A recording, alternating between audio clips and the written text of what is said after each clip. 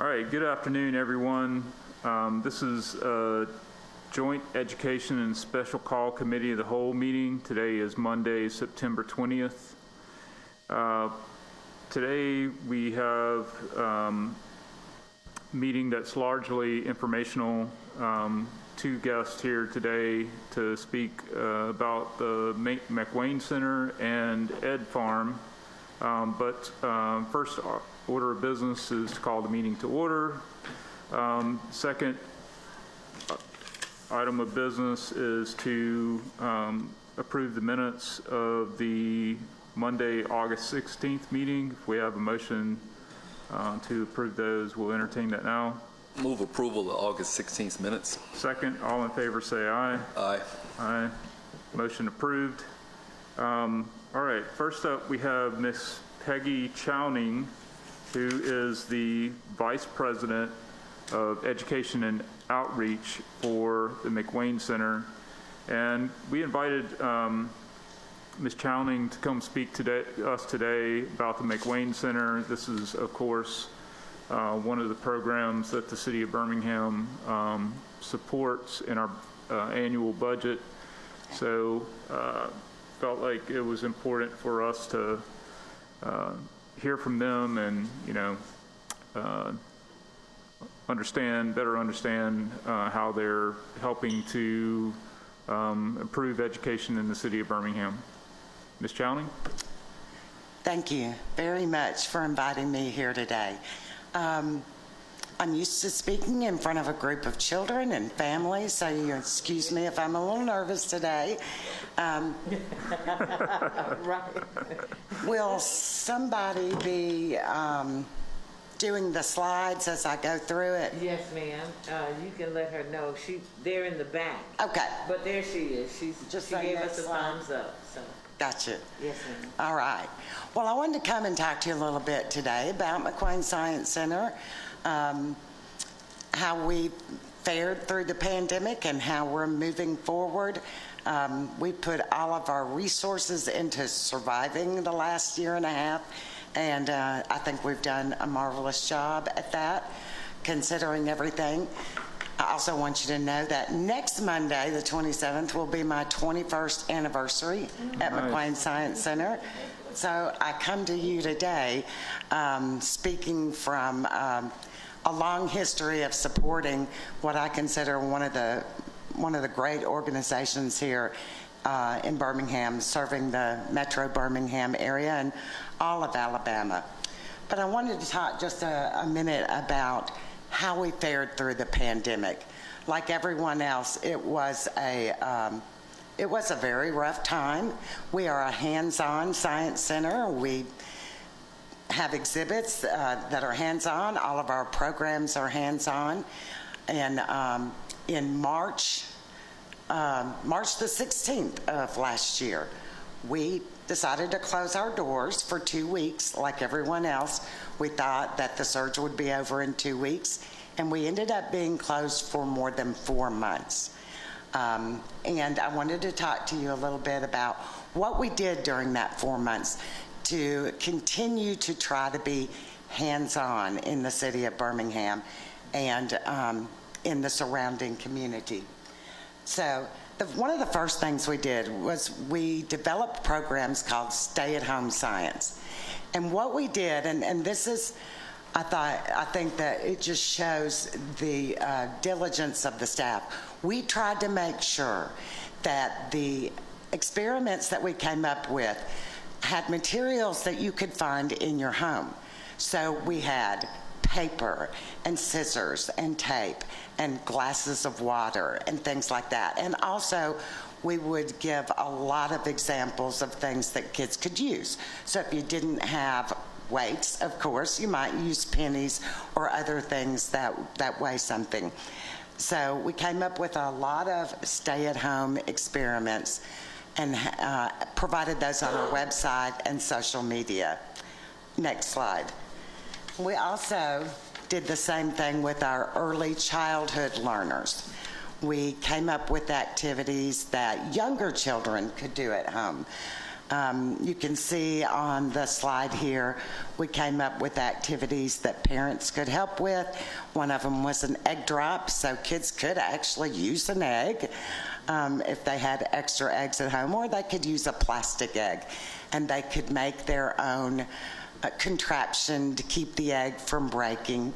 And they could also use blocks and other activities to make a bridge, to see if it would hold up under weight.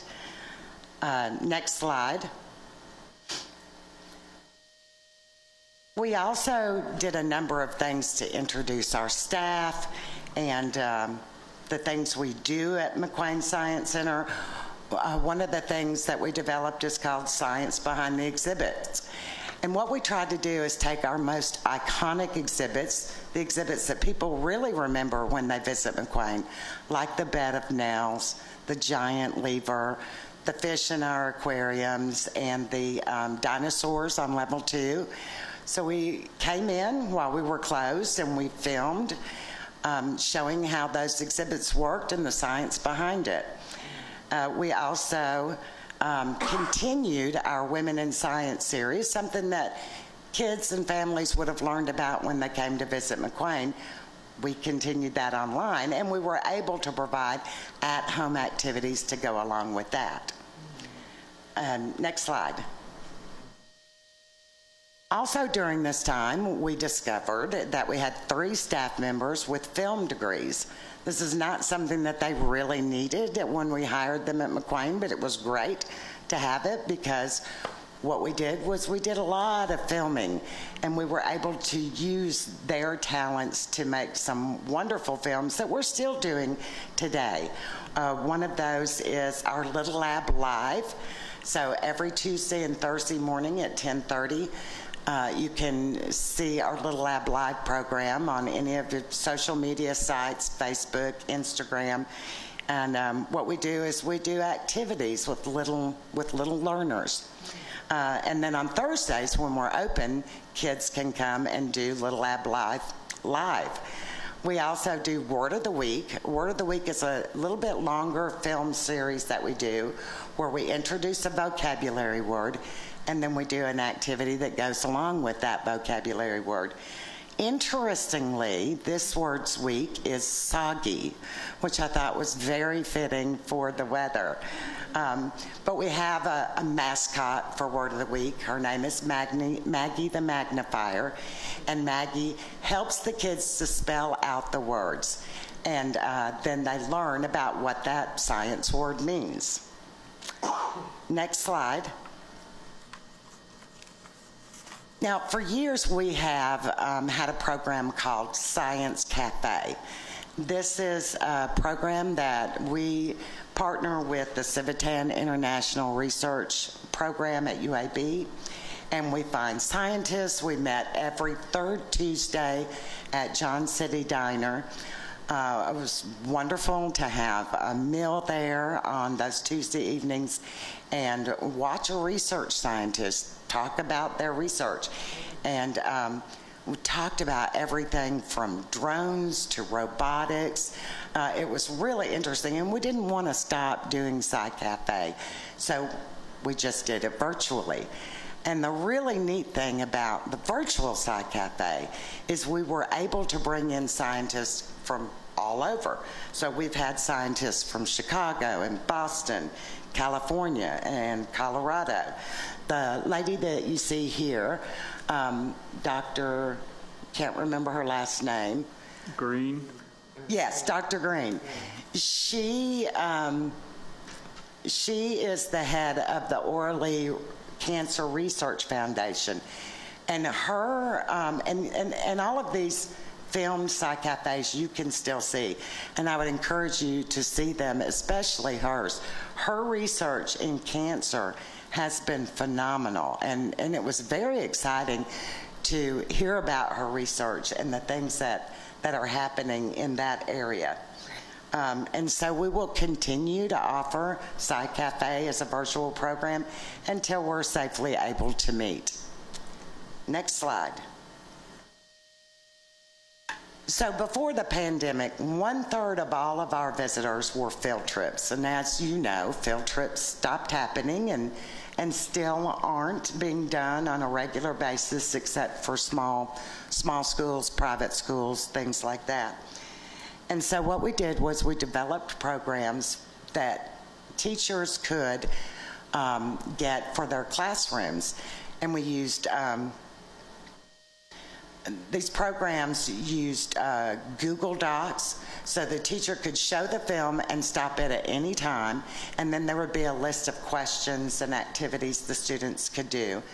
And the cost was very minimal to the school. It was $100 for 4 classrooms, so it was basically $25 per classroom. We offered several of those programs. And then we also offered a couple of live programs, so a live dissection that children could watch, and we also offered a program called Fire and Ice, where we talked about explosions and things that are really cold. And we have a new one that I'm very excited to talk to you guys about in just a minute.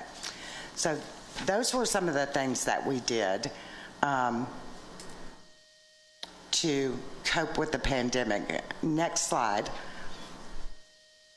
One of the other things that we did that I am very proud that we were able to accomplish was back in the fall of last year, UAB really needed its employees to come to work, especially on the hospital side, but their employees needed some place for their kids to go to school. You know, all the kids were virtual. And so we partnered with UAB to provide Learning Labs. And Learning Labs was a place that kids could come and do their virtual school. And so we had kids from all over the Birmingham metro area. We had a number of children from Birmingham City Schools.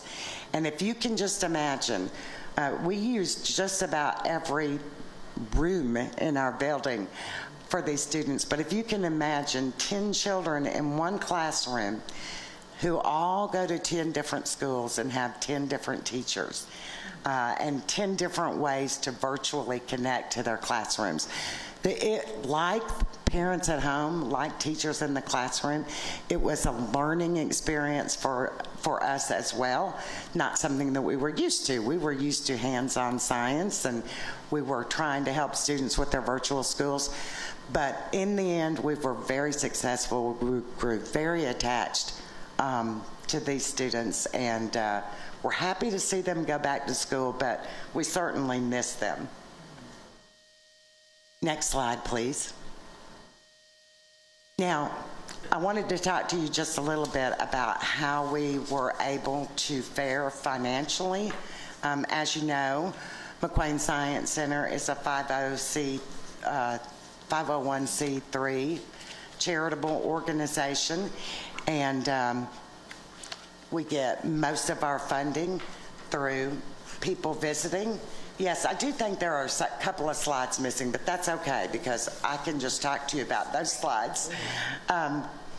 So while we were off, one of the other things we did was to develop very stringent health and safety guidelines for when we opened. We purchased a lot of hand sanitizer, a lot of sanitizing wipes, so that if people were using the exhibits, the hands-on exhibits, they could use a wipe and wipe it off first. The other thing we did is we developed this Brickology exhibit where families and kids could build with Legos. We also decided to renovate our IMAX. We had already, for several years, raised the money to renovate our IMAX. So up until this last year, we still used film in our IMAX Dome Theater. And as film was beginning to be outdated and all of the IMAXs were going digital, we were not able to offer very many movies. And it got to a point where the list of movies that were still on film was becoming very small. And so we ended up showing a movie for a whole year, sometimes a year and a half, because we weren't able to show the movies. So we raised the money, and during that time, it offered a time for us to be able to redo the IMAX. Now it's a digital IMAX. We can show Hollywood movies. We can show more educational films. Right now we have some wonderful educational films, Antarctica, which will be gone soon. So if you guys want to come and see it, I encourage you to come and visit and see that movie. Okay, so now to the slide about what we did to address our financial challenges at McQueen. So in order to work with the staff reductions that we had, we decided to close on Mondays and Tuesdays, which was normally our very slow days. So now we're open Wednesday through Sunday, and that allows us to better use the staff that we have. We made significant cuts in expenses, very significant. If we didn't absolutely have to have it, we did not pay for it. We were able to get a PPP loan and also a contribution from the endowment fund, which really helped us. We also got additional giving from our donors and got a couple of new donors, so that was very, very helpful. Okay, and next slide. And now there are very hopeful signs for McQueen Science Center. People are finally starting to come back. IMAX is doing very well. McQueen on the Move programs, those are our outreach programs. Absolutely, they are booking up. As children still can't come on field trips, we are going to them, very happily going to them. And we do have more field trips being booked, especially for this spring. And hopefully, those kids can still come, and I believe that they can. Our summer camps sold out this summer, and our homeschool labs returned. We offer homeschool labs every Wednesday in September and January. Next slide. These are the two programs I'm really happy to talk about for just a second. We were able to offer our Celebrate Science program again this year. We weren't able to offer it last year. In the spring of 2020, we went virtual, but this year we're going back live. And Celebrate Science is a program for 3rd through 5th grade students. It's available to any school in Alabama. And this is where kids come, they learn about science exhibits in the museum, and then they go back to their schools and they develop an exhibit that they believe we would have on the floor at McQueen Science Center. It is an absolutely wonderful program. We do get funding so that we're able to give the classes funds so that they can buy supplies, and they get to show the exhibits that they developed. We have first place, second place, the President's Award. It is really an amazing opportunity for 3rd and 5th grade students. The other program I'm really excited to talk to you about is Surgical Systems. This is a program that we developed with the UAB Department of Surgery. It's a program for middle school and high school students. Now, the way this program will work is it'll be a virtual program, and a UAB surgeon will be live, and the surgeon will actually show a video of an actual surgery at UAB. For now, I think these are sort of intestinal surgeries. Later, we hope to get into maybe heart and brain surgery and things. But the surgeon will talk about all of the STEM fields involved in medicine. They'll talk about all of the tools used in surgery, all of the robots that they use, and they'll be able to answer questions from the students. And we're really excited about it. Our first program, our test program, is this Wednesday. We're doing the program with a group of 9th and 10th graders at Build Up Birmingham, the Build Up Birmingham School. So we're really excited about that and hope for it to go to as many middle and high school students as we can. Next slide. McQueen offers programs for pre-K students all the way to 12th grade. We have McQueen on the Move, which is our outreach programs. We offer in-house programs. Of course, the digital programs that we offer, field trips, and we have scholarships for our field trips, our outreach programs, and our digital programs. So in closing, I'd love to encourage everyone to visit McQuain Science Center. Next slide. And next slide, see an IMAX movie. Right now we're showing Shang-Chi, I think is how you pronounce it. Antarctica, like I said, will be leaving soon, and we'll be showing Great Barrier Reef along with ancient caves. Next slide. I would encourage you all to get a membership to McQuain. Next slide. Like us and follow us on Facebook, Twitter, Instagram, any of the social media sites that you use. And final slide. And also to let you know that there's a way to donate to McQuain at any time with the Be a Spark donation. So that is the end of my presentation. Do you guys have a question? So thank you. So if you've been at McWayne 21 years, then you've been there almost as long as they've been open. Yes. Were you part of the Red Mountain Museum or this Discovery Place or anything before? No, I wasn't. I know several people who were. Sam Kinderwater was at the Discovery Place. He was my boss when I first came to McQuain. But I actually went to school to be a teacher. Mm-hmm. I studied elementary and middle school science, and I really wanted to be a middle school science teacher. And I went to McQuain actually part-time. I thought I would do that for a while, part-time, until my kids were older, and then I would go in the classroom, and here I am 21 years later. Yeah. So, yes, my wife and I and my kids over the years have spent quite a bit of time at McWayne. I think any parent, especially with small children, you know, it's a resource here that is just incredibly valuable. But, you know, there's lots of great things even for older kids and adults to learn from. I didn't realize you guys had updated the theater. So all of the movies are in the IMAX format? Yes, they're all digital. Nice. So what used to come in the mail, a film, was, you know, this tall and this wide. Now comes in a box like this. Nice. Technology. Yeah, it's amazing. It's really amazing. But there is so much more that we can do. We can have visitors speak, and they can show, you know, slides and videos from anywhere in the world if they want to.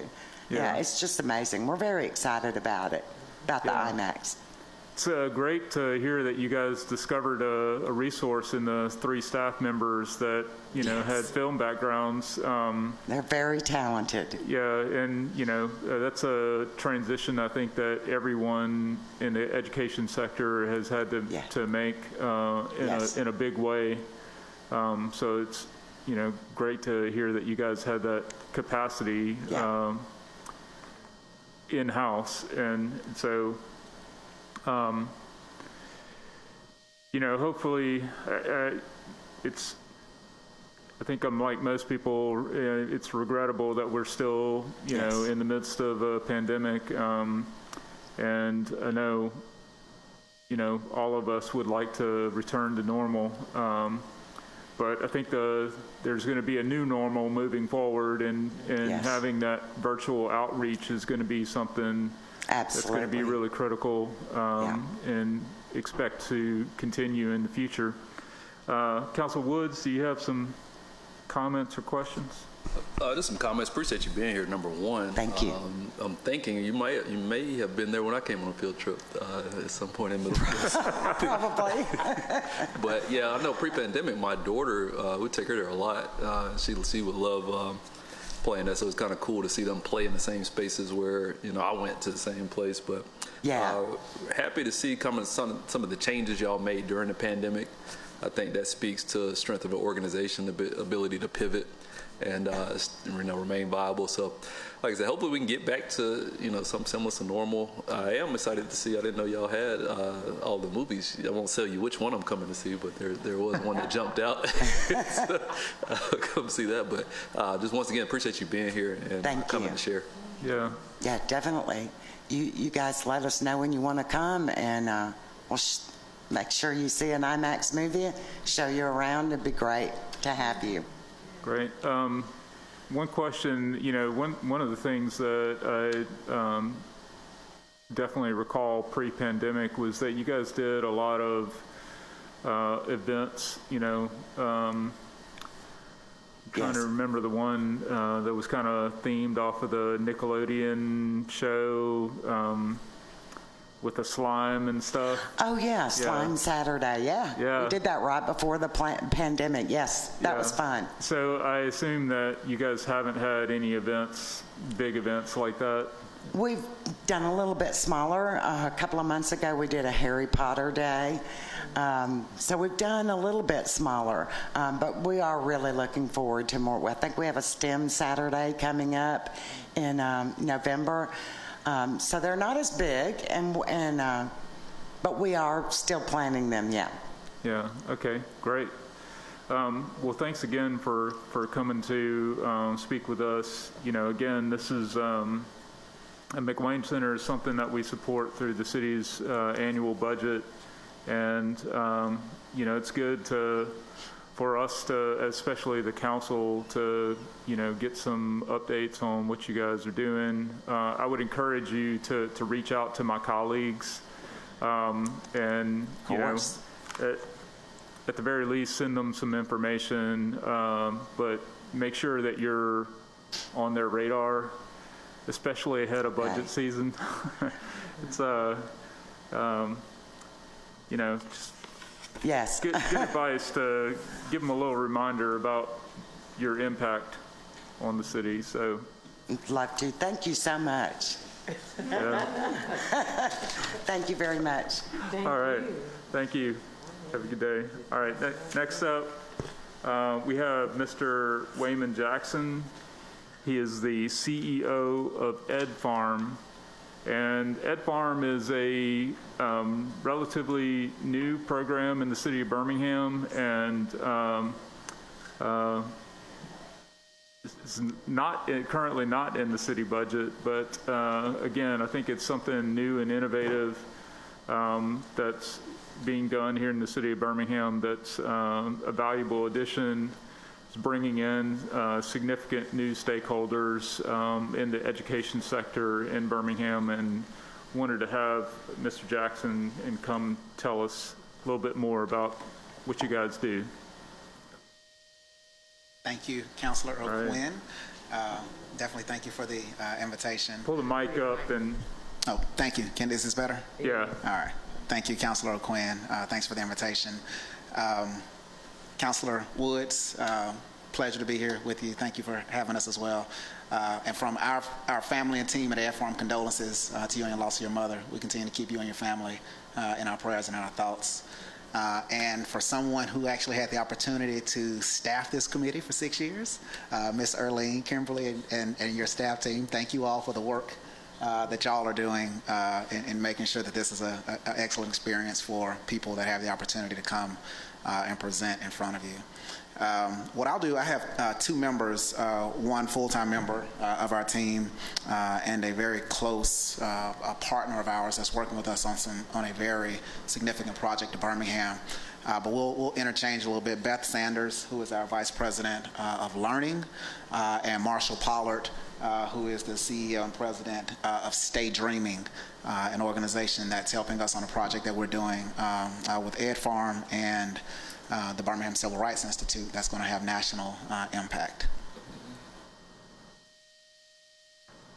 I was just waiting for the slides to pop up if there. All right. All right. So, Ed Farm, what are we? What do we do? Who are we? How do we operate? I'll give a little bit of background on actually how we came to be, because I think this is a really cool initiative. And it's something that is cool to Birmingham, and it was a Birmingham community project that came to be. So about 2017, a group of leaders, business leaders in the city of Birmingham, current Mayor Woodfin, I think at the time maybe council representation was Councilor Jay Roberson, but about 13 individuals, myself included when I was at the BBA, Dion Gordon, former Superintendent Lisa Herring, Dr. Perry Ward, that was at Lawson State, had the opportunity really to go to Chicago to visit a program that Apple was running with the City of Chicago, Chicago Public Schools, and a 2-year system in Chicago. It was, there. We also had members from Alabama Power that were instrumental in going with us. But it was there that we saw what that community was doing to impact coding and workforce development skills and digital skills for its community. And so as we sat around that table in Chicago, we learned about a program that they were doing in partnership with their K-12 system, in partnership with the 2-year system, and in partnership with the City of Chicago. What we did when we left from there, we basically came back and we wanted to replicate something that was on that scale, but something that would also be greater than what they were doing there. It was interesting, and when we were there, one of the things that they mentioned, they said that it took us 2 years to help gather the right people in Chicago to actually put this program together. It said it took your community basically about 2 months to get the right type of business leadership, civic leadership, nonprofit and school leadership to come to the table to actually be able to have this discussion with them. And so if you fast forward from that point in 2017, what we came back and launched was an initiative called Birmingham Can Code. And so that initial launch, before there was even an ed farm, was literally an opportunity for Birmingham City Schools under the leadership of Dr. Herring, Lawson State Community College under the leadership of Dr. Perry Ward, and the City of Birmingham to work on providing coding opportunities and code training to students from Birmingham City Schools over the course of the summer. And so what you had was this partnership that came together to bus students from their neighborhoods, from their communities during the summer to Lawson State. About $150,000 of capital was raised with the help of Dion Gordon, who was at Tech Birmingham at the time, to outfit a computer lab within Lawson College and to provide those students with lunch, breakfast, everything that they needed for that experience. What happened, Apple was actually impressed. They said that this, is a very impressive showing from this community to be able to pull this together over the course of the summer. So what we did from there, while we had great leadership at the table to really pull this together, who we kind of, acknowledge as the founder of this initiative that became Ed Farm as our current board chair, Anthony Oney, who at that time was at Alabama Power. And so he had this idea that if we continued to have this conversation with Apple and to continue to show what Birmingham is actually capable of, we could really do something great to rethink everything that we were doing here. And so what we approached them with was actually, how do we rethink, education? How do we rethink workforce development in a community like Birmingham? We had been fresh off of this Burning Glass Studies report, Building It Together report, labor market analysis, that was basically saying that over the next course of 10 years, this is what the community of Birmingham is going to need, or these are your gaps. And so they were identifying things like an underskilled workforce. They identified that, this city, in order to recruit information technology jobs and companies, or in order to grow life sciences companies, that we really needed to focus in on how do we develop that talent. We were going to have a gap of about 10 times as many jobs available in 2025 of individuals who would actually need a computer science degree or some level of computer training than we would actually be able to fill. 10 times as many of those jobs would be available than we would actually be able to fill. When you really start looking at that, you start thinking about, well, if those companies can't fill those jobs with the talent that they have here, then many of those companies will probably leave here. And the other problem that it will cause is that many of those companies, many new companies, will not come here. So we were armed with all of this information and able to put that in front of an interested entity such as Apple. And they said, we're going to make a bet on Birmingham. We're going to make a bet on you all. So over the course of a year and a half to a 2-year period, we had this wonderful opportunity to pitch executives from Apple on investing in Birmingham and investing in doing Ed Farm. And so about July of 2019, they actually said yes. They said that we're going to give you a multi-year commitment, multi-million-dollar funding to basically stand this up, and let's see if this actually works. We believe it'll work. You all have presented us with the information, and you've presented us with the type of people in this community that appear to be ready to make a change like this happen, and so we want to be with you. And so what did we do when we started Ed Farm? Essentially, we took a three-phased approach at holistic, I would say, not just community development, but a holistic approach to how do you upskill the people in your community and get them ready to take the jobs that are available, ready to take the training classes that are available, and ready to ascend, to new heights in their lives. So we launched and started a program that you'll hear more about from Beth, which is in partnership with Birmingham City Schools. It's called Teacher Fellows, basically a cohort of educators who are learning computer science, and in turn they're teaching that to their in their classrooms. We launched another program which is called Pathways, which is an adult boot camp. It's a coding boot camp that's free to individuals in the city of Birmingham.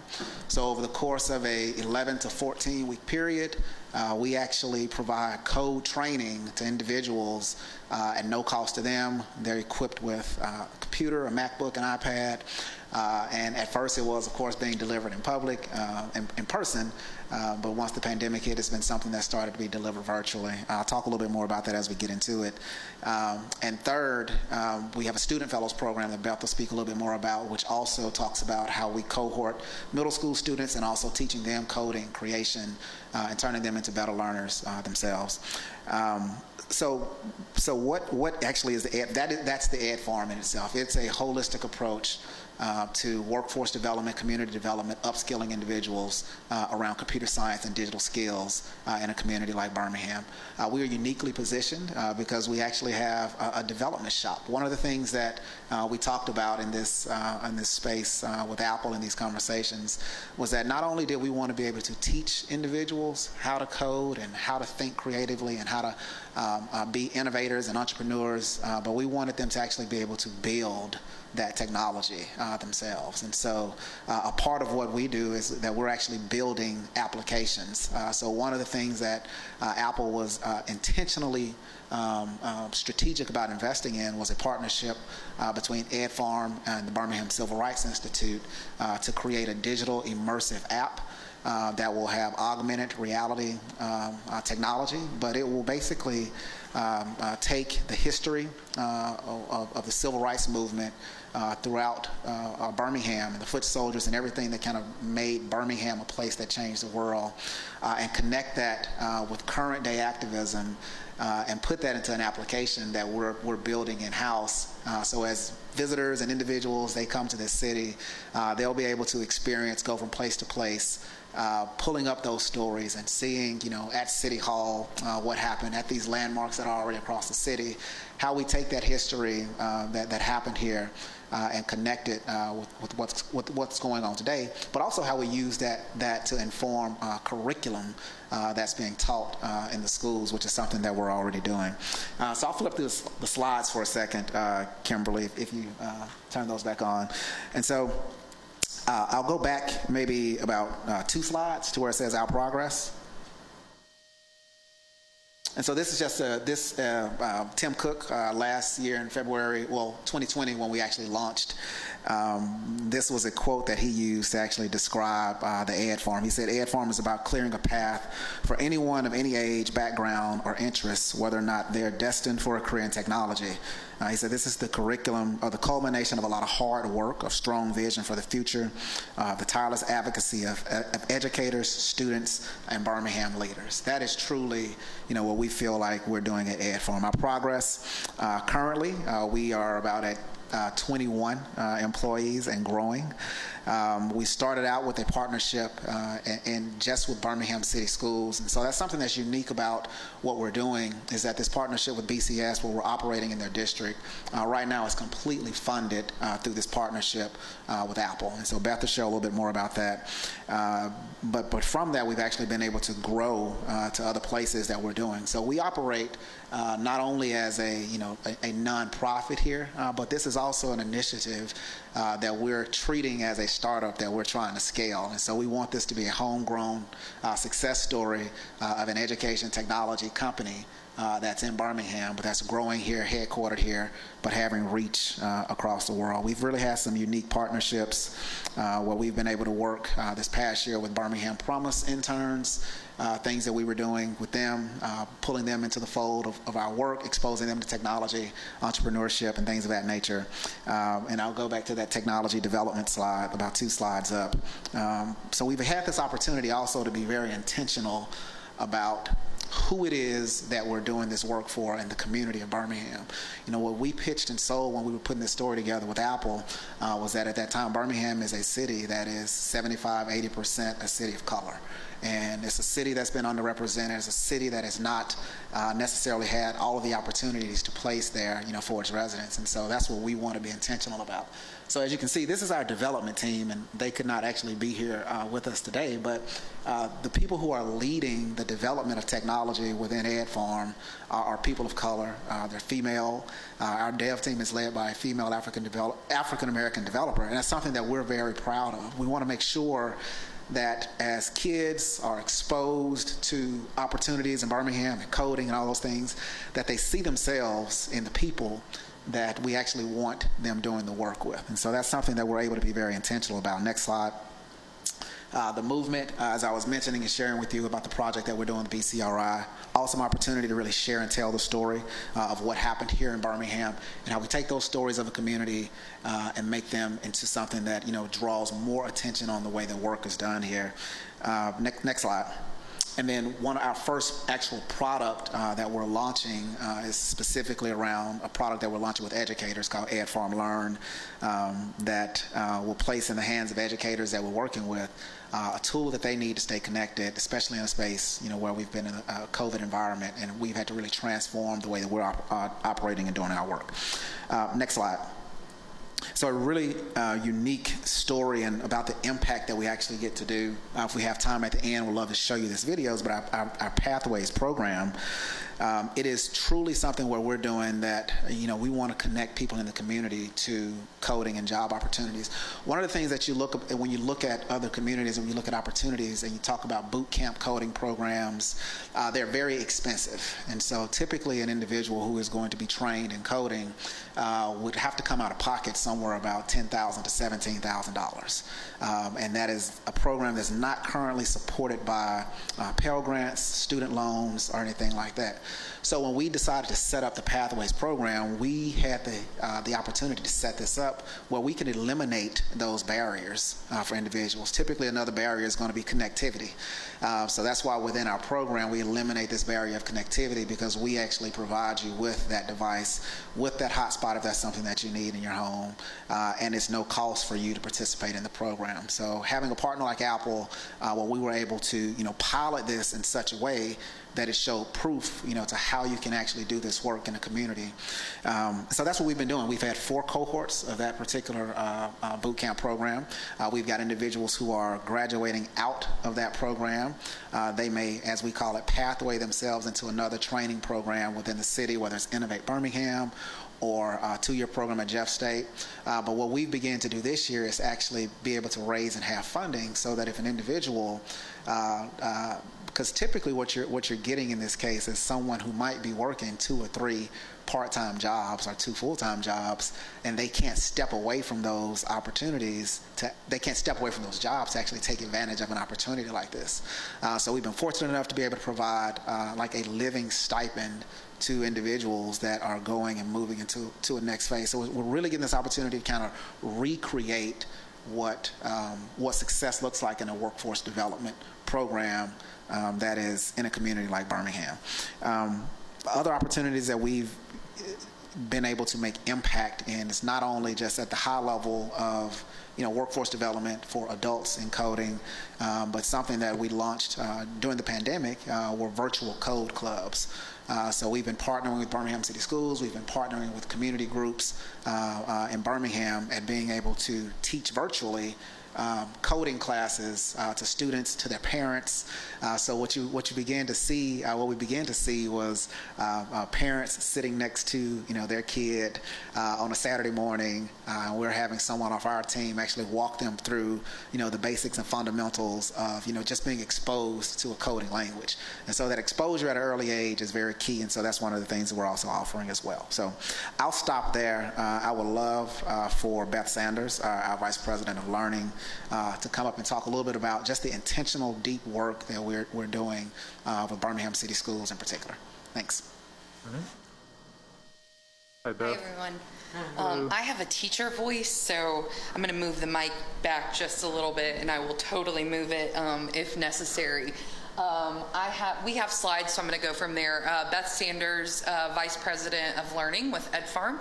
I am one of the 5 original team members. As Waymond was explaining, the work really started in the summer of 2019, and then half of that job was getting ready for that kickoff event. Then 3 weeks later, COVID hits, and we're like, oh, LOL, ready or not, here we go. So if you want to go ahead and put up the next slide, I think it is. Just quickly, and we've talked about this, but the impact of our code clubs. And so we not only partner with schools in Birmingham, we also partner with community centers and a variety of folks who reach out, and if they serve Birmingham City Schools, we are doing everything we can to partner with them.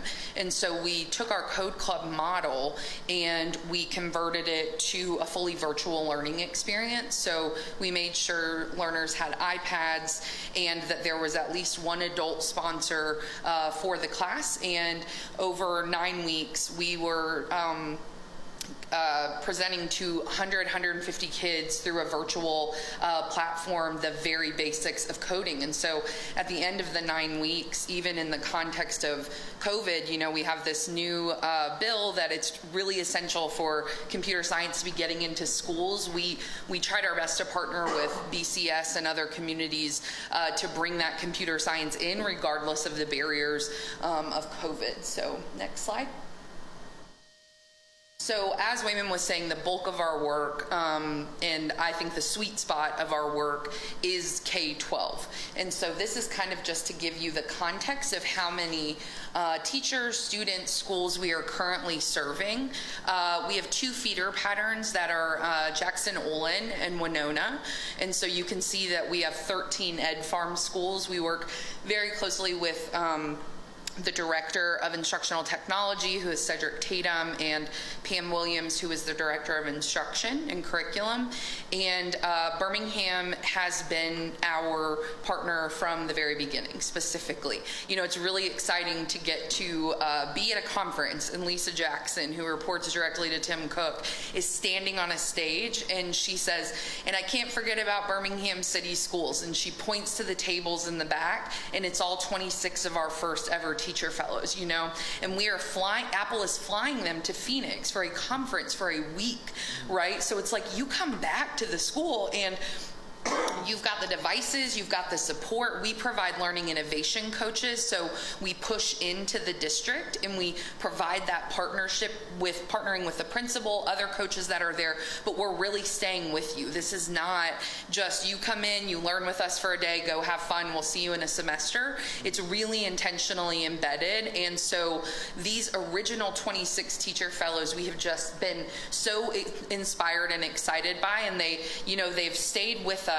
and they will be with the new cohort. So we started with 26, 2019-2020 school year, kept those 26 through the COVID school year, and now have another cohort joining us. So we will have 45 BCS teachers total, 3 per school. We also have a couple teacher fellows, one from Carver, one from Woodlawn, and one from WJ Christian, who essentially have volunteered themselves to be an EdFarm, and they're so phenomenal that we've went to the district and said, hey, this person reached out, they came on their own, do you mind if we bring them into the programming? So we're also partnering with BCS in that way. If you've got someone that's that eager, bring them. We want to partner with them. And you can see the impact of that on classrooms, right? Even if you have a 5th grade teacher who's only seeing 30 students, we've got high school teachers that are seeing up to 115 kids a semester. So when you think about that impact of the professional learning and that systemic, movement of it, that ripple effect, we've really seen a lot of powerful stuff. And then I'll hit on student fellows and Classroom of Tomorrow on the next slides. So this is what Teacher Fellows is. It's skills, strategies, access, equity, support, and it is 70 hours of professional learning per year. Every single teacher becomes Apple Teacher Certified, which is a national certification through Apple, and it has 3 levels. So you currently have 26 BCS Teacher Fellows who are Apple Teacher Certified, and that's a big deal. It's not something that you can just go and click through and get it. They really learn how to do it. Portress Warren is one of our proudest prouds. If we get a chance to talk for 2 hours, I could tell you 10 stories about every Teacher Fellow, but I'll just do Portress today. She was actually featured by Apple News because right after George Floyd happened and we were in the middle of COVID, she reached out to our learning programs manager, Candace Monroe, and she said, listen, I need to reach my kids. I know that my kids have things they need to talk about. She teaches science, but she sees the impact of social justice and that student social emotional learning. And if we're not taking care of them and providing the space to talk about these massive things, then we're not doing our job. And that's also something that EdFarm has been able to do with technology. So we partnered with Portress Warren as well as the Birmingham Civil Rights Institute, and we did virtual civil discourse circles. So for 6 weeks, we chose a theme such as Dynamite Hill.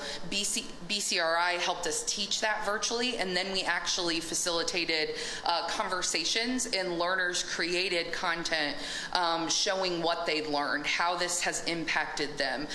Just one of several stories, and so Apple News actually picked it up, and it's got, I think, over 5,000 likes on Twitter alone, and it's just being shared out. If you search anything related to innovation, this article with Apple is going to come up. So pretty exciting. Next slide. So we got to pilot Student Fellows, which is a elective course that we designed for middle schoolers. It's unified arts. It has computer science, creativity, and civics standards all aligned to it, as well as the ISTE international standards. So when you talk about, you hear people college and career ready, ISTE is an example of those standards that regardless of zip code, every single kid has to know how to do those things, such as being a global citizen.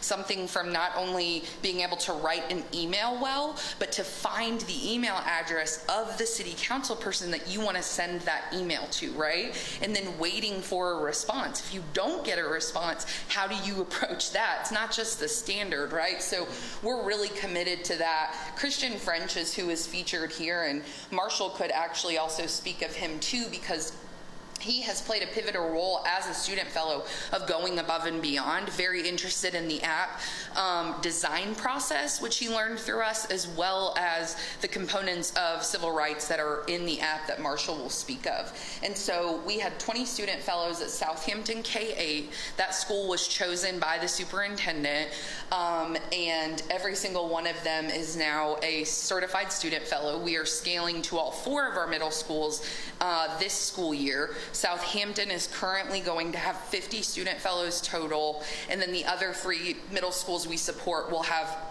25 per semester. And then the student fellows will also do summer learning I Can camps, which is I can code, I can create, I can change. And so just so I just really am emphasizing that for the theme of it. So next slide. This is, Wayman said I could just really give a little peek of this project, but again, we had the opportunity to bring, a lot of people say we want kids to experience the future of learning, but you're walking into a room with desks and tables that the chairs, the tables are broken. Furniture is so expensive, right? Let alone flipping the technology. Even within the context of ESSER funds, sometimes school districts don't know how to even document to get the the technology they need. So we actually, again, with our student fellows group at Southampton K-8 school, we are completely flipping their media center into a classroom of tomorrow. So we've been working with the district on this, super collaborative with the facilities manager, tons of people. It's not as simple as just saying, hey, we need a new floor, we're going to pay for it, but we need a new floor, right? Fixing all of the damages of the roof, etc. And we are bringing in all new seating, all new technology. It's a learning lab approach. So students will rotate in the media center through coding, creating media. We actually have a partnership with a group out of Atlanta called Think Live, and they teach middle school math concepts through learning how to use a turntable as a DJ. So that is where we will feature that as well. And we are hoping to open that space late fall of 21, if not, then the very beginning of 22. And then we also have an expansion project that is in a classroom at Oxmoor Valley. One of our teacher fellows is the first ever instructional technology coach at Oxmoor Valley. She got the principal figured out a way to use one of his units. She is now the coach as well as the STEM elective teacher. And she got a $15,000 grant, and we said, we'll match it, absolutely. And so what she is purchasing all of her furniture, and then we're coming in and providing the technology, helping with the setup, etc. That's Classroom of Tomorrow. And then Wayman spoke on the Ed Farm Learn platform. As an educator, when I tell you this platform doesn't exist, I'm not just saying that. We have done extensive Q&A, extensive conversations with teachers, and this is a space where teachers don't have to go Google and steal artifacts and find resources and figure out if it's copywritten correctly. All of the best content and the best teachers in Birmingham are going to live here. And it's a private platform that is 24/7 accessible, but we are also going to do a phase 2, which will bring the best of the work that these teacher fellows design publicly, so that all 2,000 of Birmingham City Schools teachers can have access to what your best of the best teachers are designing. Next slide.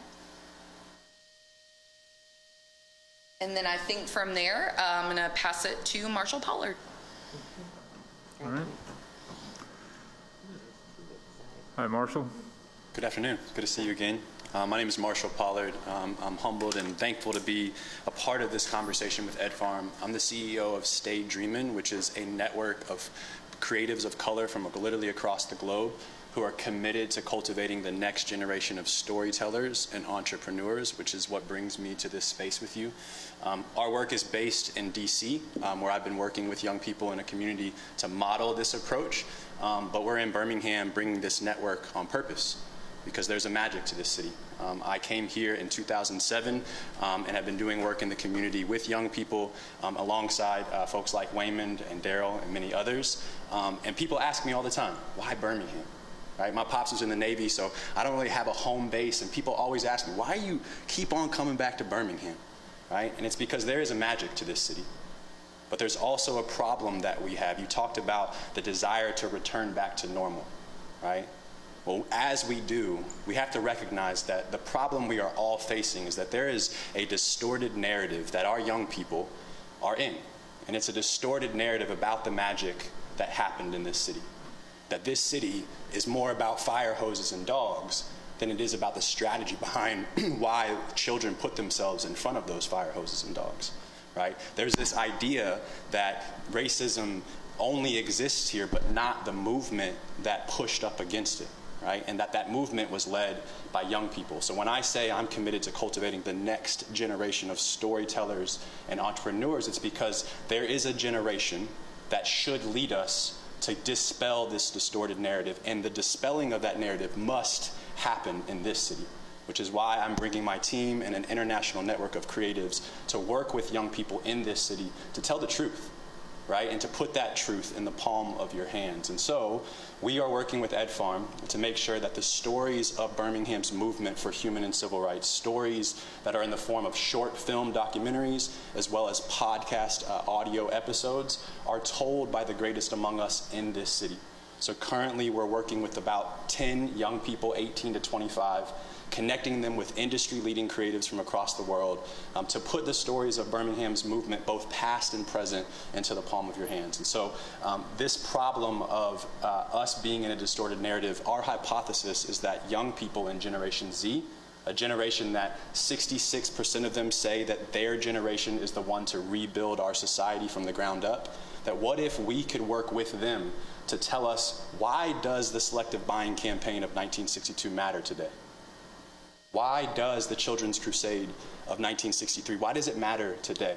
What about the LGBTQIA+ movement today? What about the food justice movement of today? So imagine a technology that wherever you walk around Birmingham, that you might start to see magic markers, symbols just like the Jefferson County historic plaques that you see on buildings. What if you started to see stickers on buildings, plaques on buildings that indicated the movement is happening here?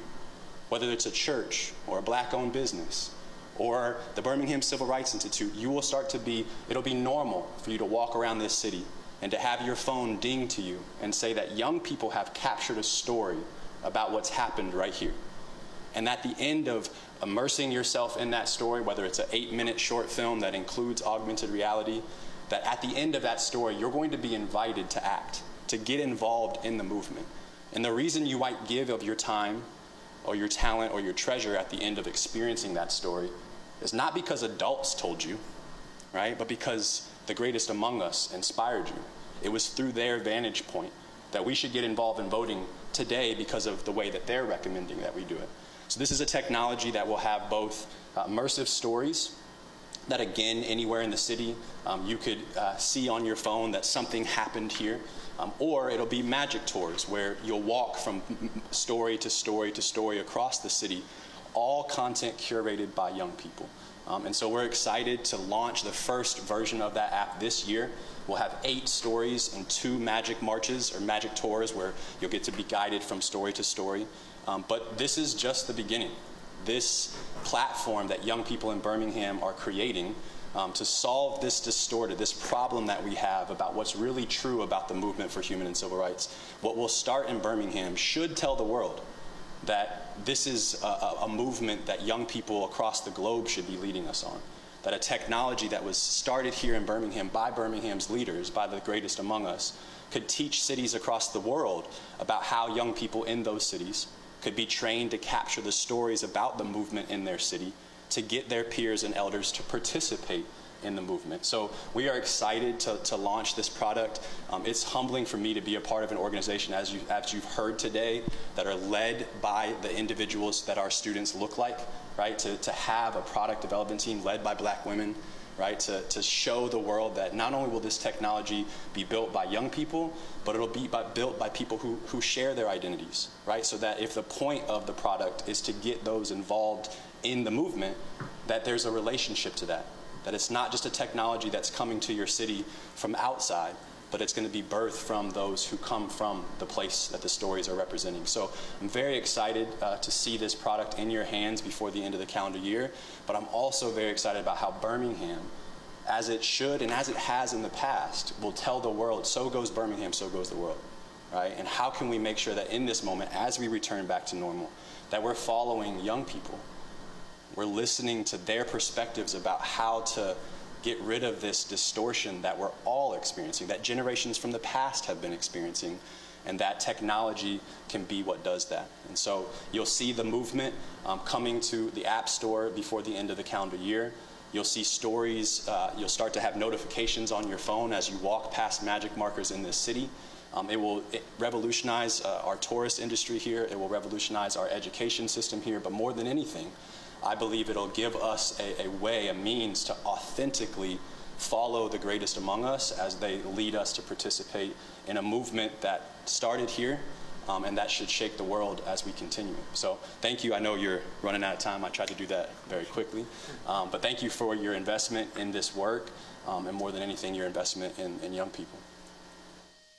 All right. Thank you. Happy if there are any questions. Well, I'll start off. Wow. Like, I am so glad that we invited you guys to come and share with us. I was able to go to the ribbon cutting of Ed Farm back in February of 2020, and it is phenomenal how far you guys have come from then to now, even in the midst of a pandemic. It's wow. It's, I mean, mind-blowing. It's pretty awesome. And I really had no idea. So as I told the McWayne folks, please, reach out to my colleagues and tell them about the work that you're doing. This is something that everybody in Birmingham ought to be super excited about, quite frankly. I'm especially happy that you guys are incorporating civics into your programming. I can't tell you how many times we have had to explain to people, that call our office that we have a 3-part, government, executive, legislative, judicial, and just those basic principles are something that we end up explaining to people, every day, literally every day. And, when you think about, most of the folks that call our office are adults. They've been, familiar. You've been, adults for a long time. And, having to explain it to them, makes you wonder about the future. So it's great to hear that you guys are placing emphasis on that. It especially impacts our day-to-day jobs. So I'll hush up. Councilor Woods. Thank you. Appreciate y'all coming. I think I had the opportunity to kind of watch y'all over the last couple of years, but you're definitely doing some amazing things, a lot more than what I even knew about. And so I think it's important to get that information out as much as possible. I think you guys do a tremendous job of painting the picture, expressing what the vision is and how you're executing on it. And so I was able to really get a clear understanding of what you're doing. One thing I do want to ask, and I can tell y'all have thought about this just from listening to you, but literally scalability, you're already pretty entrenched in the school system with the number of teachers that you're impacting. But I don't know, next 5 years, what do you see as the reach? Great question. And they have embraced the vision of Ed Farm itself. So you kind of, they had their transition where Dr. Herring left, now Dr. Sullivan is in. Dr. Cedric Tatum, who Beth works with closely, that's overall the instructional technology. They're committed to this partnership with Ed Farm and with Apple. So what they did this past year during COVID, they equipped the schools that we were already working in. So all of those schools are actually one-to-one Apple schools now. And there's been strong leadership from the board, although there's going to be some turnover there, but within there to kind of make this a district-wide piece. And so that's a part of the conversation of how do we begin. I know Beth mentioned that we're in Winona and Jackson Oldham feeder pattern, but how do we then begin to, move into each one of the feeder patterns? And if it's not a full integration, all at once, but various things. That's why I think there's an opportunity where, we now can work. I think we've built a model now that allows that if we come, to you and say, hey, here's what we're doing. We've got some opportunities to either do code clubs in, spaces within your community. How do we do that? We've got opportunities to do, different things, as Beth mentioned, classrooms of tomorrow, if that's on a school-based level or a community-based level. So I think there now are plenty of opportunities for us to begin to, deepen our partnership, I think, with the city and with individual counselors on how do we operate in districts and how do you all utilize us as a partner and have creative ideas and things that you think about. I know you guys get a lot of requests or see a lot of different things that come through. But how can we be a part of, some of the things that y'all are thinking through and be a resource for that? But yes, the goal is to continue to scale out, in BCS, adding additional teachers on, adding additional feeder patterns on over the next few years. Okay. Yeah, that's awesome. Like I said, definitely love to be a resource to help you guys with that in any way we can. I think, but yeah, I mean, we get a lot of requests, but I know one of the things we look at is really impact and try to really place a high priority on that. So thank you, Mr. Chairman. Yeah.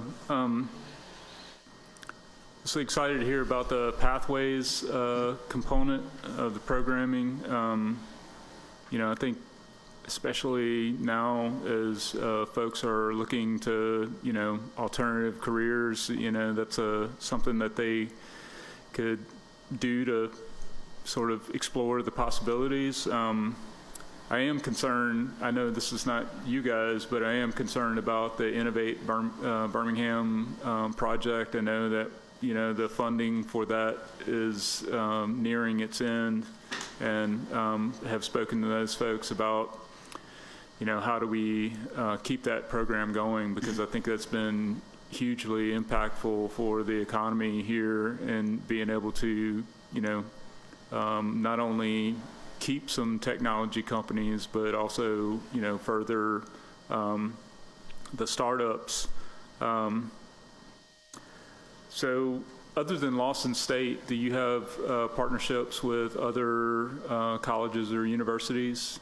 Not at the moment, not for the work that we're doing in Birmingham, Yeah. but those opportunities are out there. Right. Yeah. Especially because of all the emphasis that you're placing on, the fact that the city is largely has a community of color as its majority population. Institutions like Miles and other HBCUs. Yes, we do. What am I talking about? Yes. So our separate, we have an entirely other different initiative that's called Propel, which is specifically focused on HBCUs. And so Miles is a partner in that. Alabama A&M, Alabama State, Tuskegee. So the scale piece, the growing, yes. There is, we have a higher education piece that we're kind of working the structure out of how all that looks. And then we've got the K-12, which is community-based and school-based, that's really, really specific to the original work that started in Birmingham. But yeah, as an organization, our Propel project is very aligned with HBCUs, and so we are working with Miles and even weaving some of that work with Miles into the Birmingham-based work that we're doing. Yeah.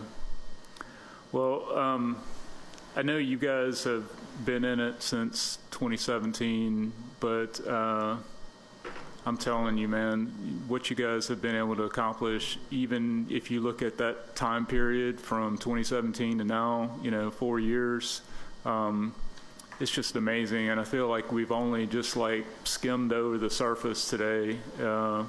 So kudos, and keep up the great work. And hopefully this is just the beginning of, myself and my colleagues on the council really beginning to learn more about what you guys are doing. I'm excited about the Civil Rights Trail project. It sounds like, we're taking the Civil Rights Trail into the 21st century with the augmented reality. That's something that sort of dreamed about, with projects like, Google Glass and stuff like that. Imagine walking around the city of Birmingham with an augmented reality and being able to see, some of the events that took place in these historic places in downtown Birmingham. So it sounds like we're moving in that direction. So that's phenomenal. And any chance that app is going to come out before summer of next year? Yes? All right. That's a good thing. We're expecting a few people to come to town next year in July, so that'll be good. All right, thank you again so Thank y'all. much, and let's figure out how to continue the conversation Yeah. so that we can learn more. And really appreciate the opportunity again to come before you all. I started there last April, and so it's been a whirlwind.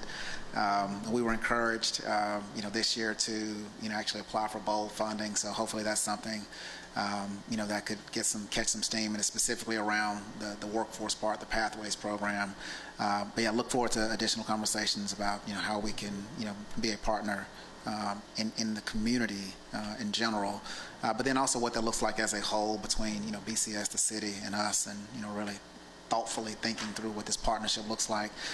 Because one, Apple wants to stay here and be involved and have success here. And so the deeper the partnerships, the deeper our engagement, and the way that we can continue to show what we showed them from the beginning, that there's buy-in from, the city, there's buy-in from the school system, there's buy-in from the two-year system, there's buy-in from, business, and they will remain involved here and be very present in how they show up. So it's a huge opportunity for us to continue to have success on and work in partnership with.